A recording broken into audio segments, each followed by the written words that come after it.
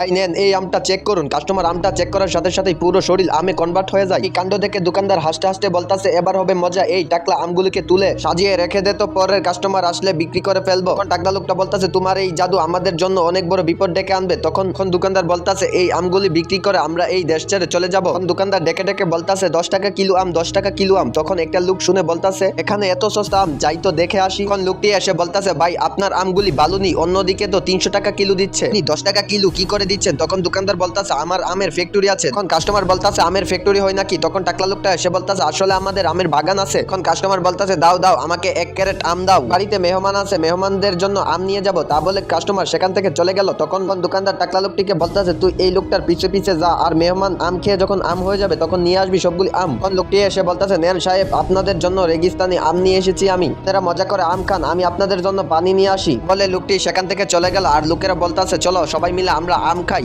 যখন পানি নিয়ে আসলো সেখানে শুধু আম পড়ে আছে। লোকটি বলল এই মেহমানগুলি কোথায় গেল? আরে যাই হোক আমি আম খেতে শুরু করি। তা বলে যখন আমে কামড় দিল লোকটির সাথে সাথে আমে কনভার্ট হয়ে গেল। টাকলা লোকটি এসে বলতেছে আহা হা এবার হবে মজা।